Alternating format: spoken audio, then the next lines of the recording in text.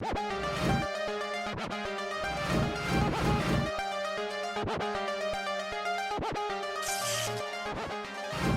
is up, guys? Crustless Crypto here, back with another video. Please like, comment, and subscribe. Today we're going to be talking about Elrond, specifically the token distribution for the MEX and how it's going to work. In my last video, I'll put the card up here on the top. We were talking about all these different updates, and I kind of wanted to focus on specifically the MEX token distribution because a lot of people are wondering about that. So as we can see real quickly at the price, it's $180. It's just sitting. The good thing is that it's just sustaining this price level. So I think this is a good support. It's been at around its $180 mark for a while. So that shows me that it has some type of support at this level.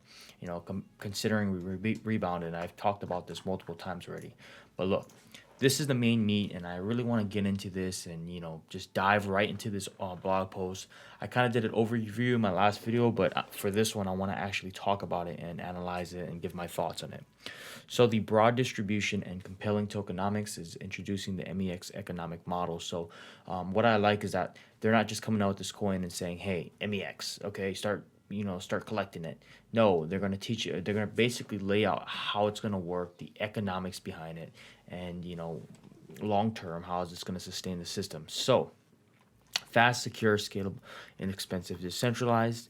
The Maiar Exchange will be the first decentralized exchange / AMM to have all these properties at once. And with the Maiar app, it will also have 300,000 users on day one. Seamless authentication and powerful mobile experience, so we can do this all from our phones, just like PancakeSwap. Perhaps most important, MEX token will be 100% owned by the community. So again, we will own the coins. It's not like the devs will have a whole bunch of MEX and they're going to dump it all in the market. It's basically owned by any users and holders of the Elrond token, which I think is awesome. Through the broad distribution and compelling economics, they'll enable it to capture value in a positively reinforcing feedback loop. So basically, they're releasing it to people who hold EGLD, and ultimately the community, right? And this is going to be a community governed coin, and that's what I like about that decentralization. So the primary function of the MEX token, probably the most important thing, is to incentivize providing liquidity to the exchange. So like PancakeSwap, right? Without block rewards, there would be much less incentive to provide liquidity. Liquidity mining programs are unique to crypto and will act as both a token distribution and liquidity bootstrapping mechanism, right? So it's for that liquidity. They want to have its own coin for that. Again, I'm going to keep comparing it to PancakeSwap. Everyone will be able to participate in the success of the Maiar Exchange, both from a governance and rewards and value perspective. Okay, so let's look into this.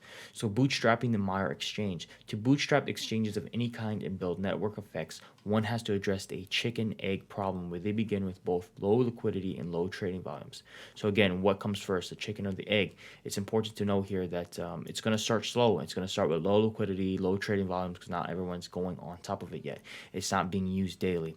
Many face a hard time kicking off a feedback loop, but liquidity mining presents a novel mechanism to bootstrap network effects. Firstly, incentivize actions that increase the utility of the network via the native token reward. So they're going to incentivize people using this exchange and, you know, providing liquidity by holding the MEX token. So in short, liquidity mining incentivizes liquidity provisioning through token rewards, which is the MEX. This allows liquidity to flourish and attract greater trading volumes.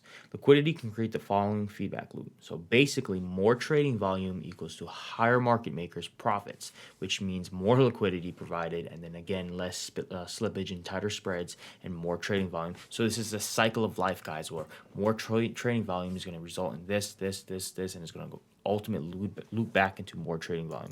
So the system is feeding itself. It's not having to rely on anything else but the system itself and the processes, right? So in order to bootstrap the Maiar Exchange, we'll focus on the following factors. The Maiar Decentralized Exchange will leverage a competitive incentive program to bootstrap its growth. So what is this incentive program? In the beginning, right? Maiar's decentralized native token, MEX, follows a balanced mint and burn token mechanism. It's a temporary inflationary token with no defined hard cap, which can become deflationary if burns outpace emissions. So very interesting, guys. So it's going to be a temporary inflationary token. So there's not going to be a cap on how much MEX gets released, but it's going to be burned as well. So I'm really thinking of this like kind of Safe Moon for people who watch my video on Safe Moon. I'll put it up here in in the video above me, but basically every time a transaction will go off, I think a little bit of MEX will get burned. So, you know, and it's going to be based on emissions and a whole bunch of other factors. So this design allows that platform to incentivize a deep pool of liquidity, which is proving critical to the health of the AMMs. In the beginning, triple-digit annual percentage yields were served to entice liquidity private. That's actually a lot.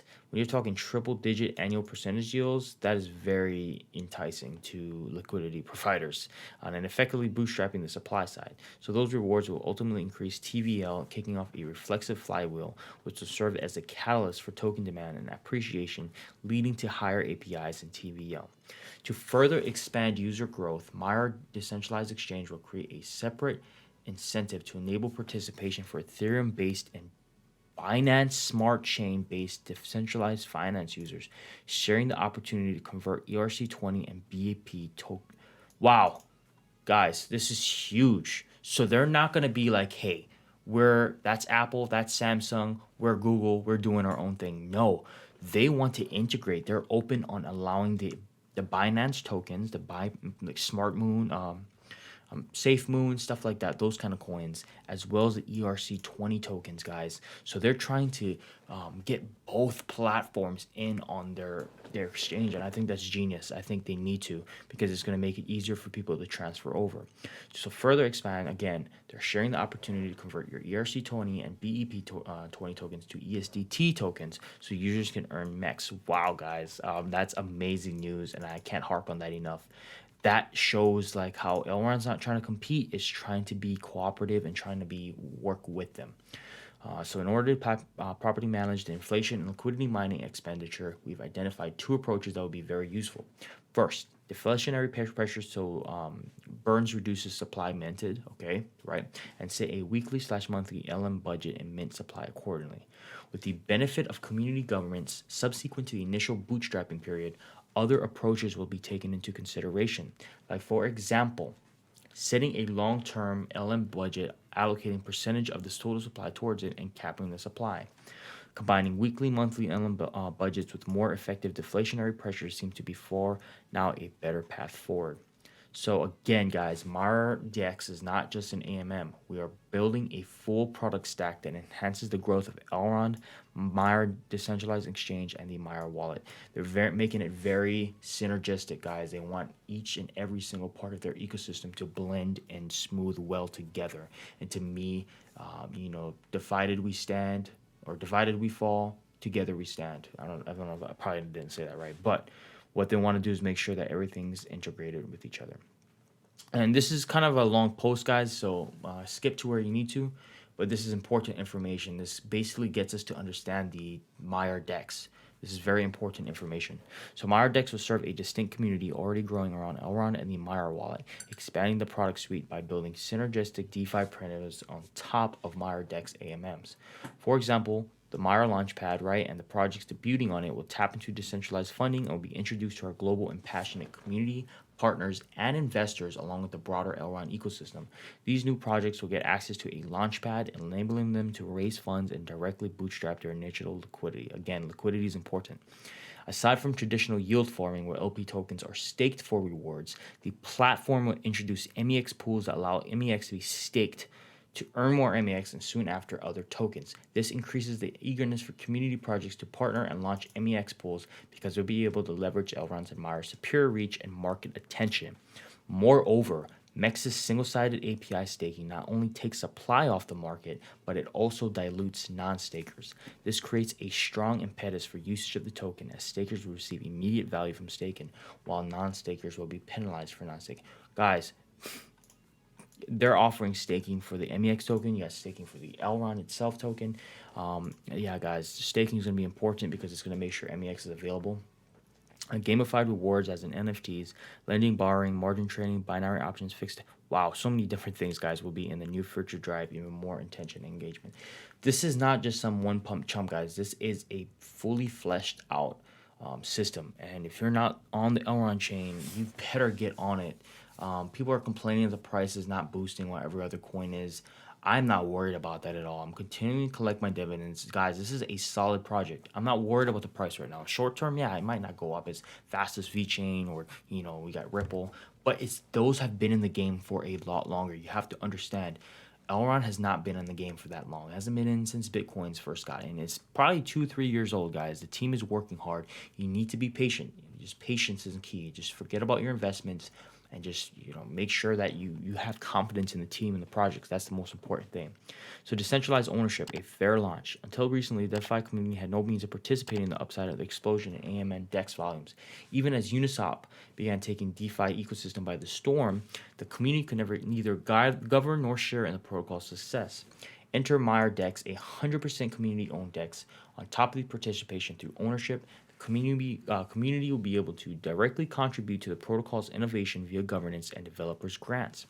New products and features that would be desired to be promoted and implemented through the community vote.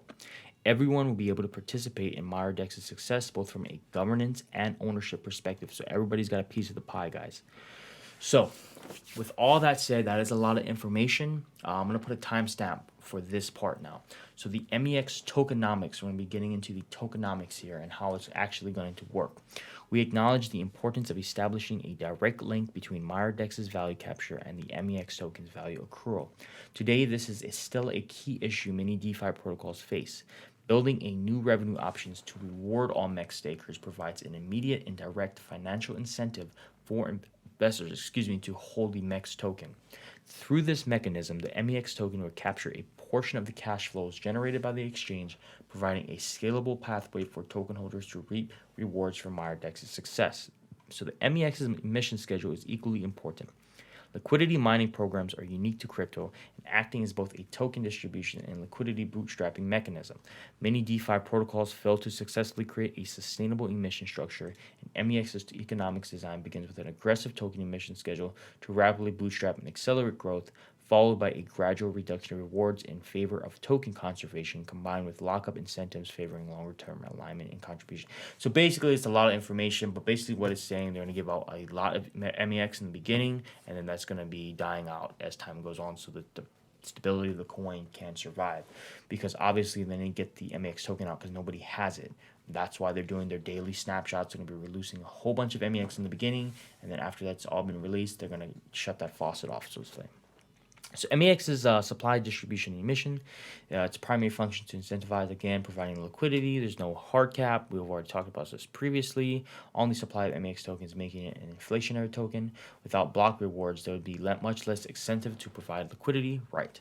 However, the aim is to make deflation higher than emission by building the deflationary mechanisms to MEX's products. The goal for the medium long term is for more MEX to leave circulation than amount being created. So again, guys, creating that scarcity. At present, 0.05% from LP fees will be used to provide MEX and burn them, right? So buy and burn. In the future, more burn mechanics will be created, so they're going to be building on top of this with every new product we will launch on top of the Maiar DEX, like the lottery, for example. Again, it's a 100% community-owned DEX, and below is the actual number of MEX to be distributed or created in the first year. So, guys, this is the supply. I'm not going to go off of these numbers. You can see it right here. You can pause the video. They're going to start with a lot of supply, and then that's how it's allocated to each one. So again, Eagle holders, prior to the launch, MEX will be distributed to Eagle holders to bootstrap the Maiar DEX with the existing community members. After the launch of the Maiar DEX, Eagle holders will continue to receive MEX for the next 8 weeks. So once the Maiar actually gets launched, once Maiar Exchange gets launched, Eagle holders will continue to receive it for the next 8 weeks. So we're going to get it 2 months after the launch. Subsequent to the first 8 weeks, MEX will only be distributed via liquidity mining. So once the 8-week period is done after the Maiar Exchange is released, it's going to stop, and then you're going to have to earn it through these methods. So again, over 604,800,000 MEX will be allocated to Eagle holders. That's a lot, and I'm glad that I'm in the train, and I hope you guys are too collecting this. The amount will be distributed over a time span of 12 weeks. So again, week 1, 2, 3, 4, 5, 6, 7, 8, 9, that's how much they're going to be distributing. So it's going to get smaller and smaller each week. Distribution MEX to Eagle holders is done through weekly snapshots. We've already talked about that. And all MEX allocated to Eagle will need to be manual claims. So again, make sure that you claim your MEX, guys. It's going to be in 30 days after the weekly snapshot was concluded. So I don't think we have an option of claiming it yet. I'm going to look into that, but I believe once the release comes in the middle of this month, we'll be able to claim it. All MEX allocated to Eagle holders will be subject to initial lock or vesting period to be released following the schedule. So this is important. This is, people actually want to claim it, right? And keep in mind, if you don't claim your MEX in these 30-day period, it will be considered lost, and after the claim period expires, and never be mentioned. So they'll not make it if you don't claim it. So make sure you guys claim it. And it says it might be increased since the claim was not available. Again, yeah, because we're not able to claim it right now, they're gonna probably extend that 30-day period. All MEX allocated to Eagle holders. Okay, we've already talked about the vesting. So 10% to be unlocked after 30 days. So 10% of that will be unlocked after 30 days, and then 90% will begin unlocked after 1 year, with a linear release of 15% per month for the following 6 months. The reason why they need to lock it for that long, guys, is to preserve the stability. It's a brand new exchange. They need to make sure the MEX is actually there for the long term. So I have no problem with that. That makes sense. That makes sense. So, you know, we're going to get a heck of a lot of MEX, but we won't be able to access 90% of that until a year. And that's fine, but you guys got to think that's kind of locking those tokens away, or actually might be increasing the value of it. So we might be in it for the long term, very profitable. So I'm looking forward to that. All locked / vested MEX will be used to provide liquidity. Again, we've already talked about that, using EGLD MEX or to be staked in the MEX pool so that more MEX is earned. So honestly, if it's locked, hopefully we can stake it and we'll be making more MEX from it. So I'm not worried about that. An option to double the APR and lock up your new MEX rewards for 12 months will also be available, and that's probably something I'm going to do. After the lockup process passes, there'll be a linear release over the span of 6 months with 15% per month, and that's very nice. It's very juicy. And then again, here it is. If any of you have Uni, Cake, or Sushi, all three of these holders will be able to claim 80 million MEX tokens, and the claim will be done based on snapshots on balances held on April 5th. So there it is, guys. And all MEX allocated to these holders will need to be manually claimed by the address owner in 90 days after the snapshot is concluded, so you have a lot more time. Unclaimed MEX, again, will be lost. Security fund, emergency funds to be used in case of critical bugs or security concerns. Developer grants, MEX to be used to incentivize developers and startups to build on top of the Maiar DEX. Allocation of funds will be decided through the community governance and initial liquidity. These MEX will be able to provide initial liquidity to the MEX pair. After the TVL is considered big enough and things stabilize, the remaining MEX and the MEX rewards earned for this initial liquidity will be burned. And then lastly, the MEX ecosystem growth. To ensure growth of the MEX ecosystem and increase strategic outreach, collaborations with centralized exchanges will be considered for MEX, and these collaborations provide opportunity for SEX users, SEX or CEX users to perform MEX in preparation for a listing there. So they're going to be listing this on CEX, guys, and that's exciting. According to this article, basically what I just talked about is where a lot of these allocations are for. So they're not just saying this is how much Maiar is gonna, or MEX is going to be available. They're showing you exactly why they're being stored as a security fund, developer grants, etc. from that picture we saw. So we're almost there, guys. Lastly, governance, right? So emission per block, MEX distribution per pool, investing schedule, burn, etc. will be voted and applied through community governance. And that's so awesome, guys. Democracy, right? New pools and liquidity be created by the Elrond community, and MEX rewards will be decided through governance as well. So the operations multi-sig 3 of 5 is primarily composed of core team members and is the hurdle that needs to be passed for any changes to our smart contracts.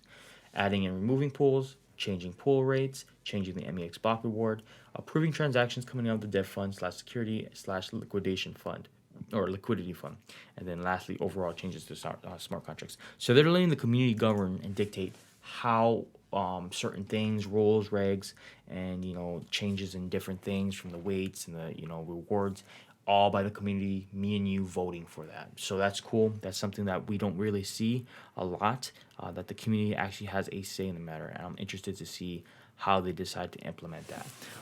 A lot of information, guys. If you stuck around for this long, I appreciate you guys for watching my video. Hopefully, let me know what I can do better to make this more enticing, more entertaining. I do put music in the background, but I'm trying to figure out ways to make it more, make it stick with you guys, so you guys are not getting bored and falling asleep from me talk. So please tell me what you guys think of these news, guys. This is huge, and the fact that no other kind of ecosystem breaks it down like this shows me how much confidence that I have in the system, the team. And you guys need, I'm not a financial advisor, but you guys need to be buying EGLD. I'm telling you, this price does not matter, guys. Long term, this price does not matter. It took Ethereum and Bitcoin a long time to get to where they were. EGLD is brand new. So again, let me know in the comment section below what you guys think. Like, comment, subscribe. I hope I see you guys looking forward to this coin as much as I am. I hope you have a good day, night, wherever you are, and I'll see you in the next video.